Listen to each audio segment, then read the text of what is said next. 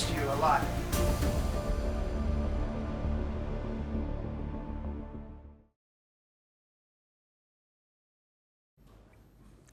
A birthday is a good chance to reset, to forget old fights and start afresh. Donald Trump seems to agree because late on Tuesday he dialed Prime Minister Narendra Modi. The call was not out of the blue. Both leaders were sharing messages on social media, but neither was picking up the phone and calling. Yesterday, Trump made the move. His call came just minutes before Prime Minister Modi's 75th birthday. It was a convenient excuse to dial him. But this call went beyond birthday wishes. It had the potential to reshape India-US ties. So how did it go? Look at Trump's message first. Just had a wonderful call with my friend Prime Minister Narendra Modi. I wished him a very happy birthday. He is doing a tremendous job. After that, Trump did something rare. He switched to the Prime Minister's first name.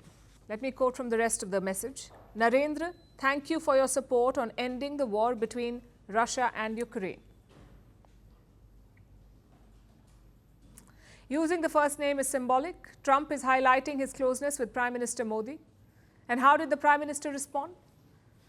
Thank you, my friend President Trump, for your phone call and warm greetings. I'm also fully committed to taking the India-US comprehensive and global partnership to new heights. We support your initiatives towards a peaceful resolution of the Ukraine conflict. So both leaders mentioned Ukraine, but the biggest flashpoint was missing. And that is trade, no mention of trade. A team from the US was in India yesterday. It was led by trade negotiator Brendan Lynch. He held talks with officials from India's Commerce Ministry. Afterwards, New Delhi released a statement. It said the talks were positive. It said both sides agreed to intensify the effort. And the US was also upbeat. Washington, too, called yesterday's conversation positive. But will it lead to a deal? Will it remove the tariffs on Indian exports? As things stand, it's unlikely. India says these are not official trade agreement talks. These are informal discussions. Plus, the US is yet to budge on key issues. They want to sell genetically modified crops in India. They want to enter India's food crop market. Both of these demands are non-starters for New Delhi.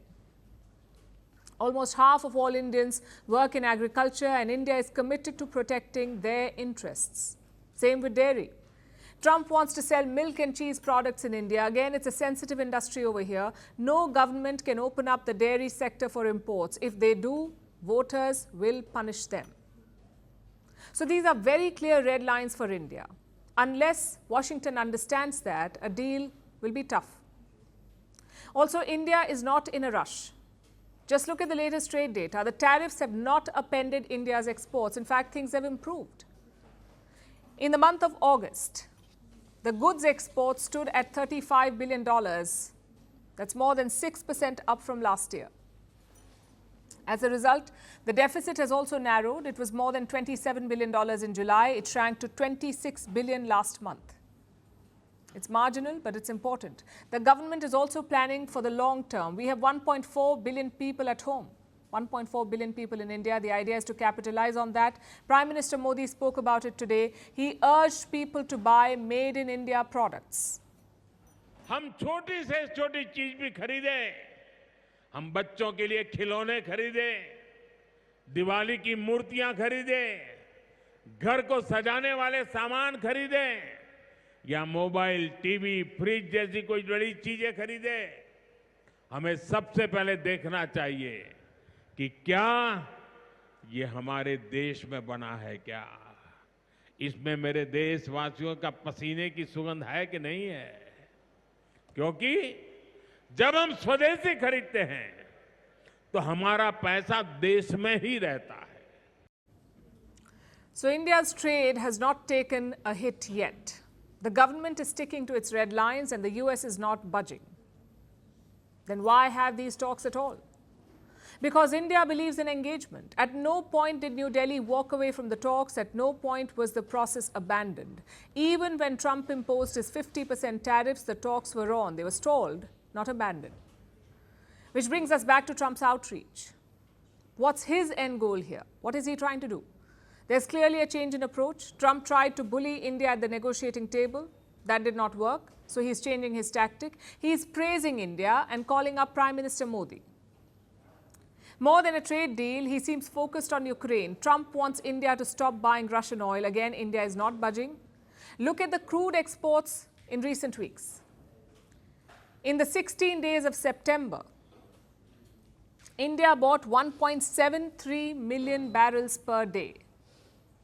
In August, the average was 1.66 million per day. In July, it was 1.59 million per day. So if anything, India is buying more Russian crude. Plus, Trump was not the only leader who wished Prime Minister Modi today.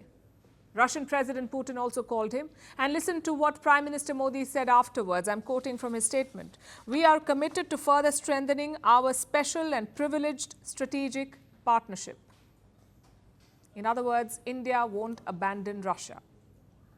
And these differences won't disappear overnight. You cannot sway India with birthday wishes or sweet talk. You need to make concessions. A good place to start will be the secondary tariffs. 25% of the levy is over India's deals with Russia. Perhaps removing that will signal goodwill. Firstpost now available in 9 languages on YouTube. English, Stands at $36 trillion. French, Le FMI, comme German, Geschäftsführenden Direktor Hindi, $30 trillion ka karj mo. Indonesian, Pemerintah tanpa pemeriksaan. Italian, Sekali radikali.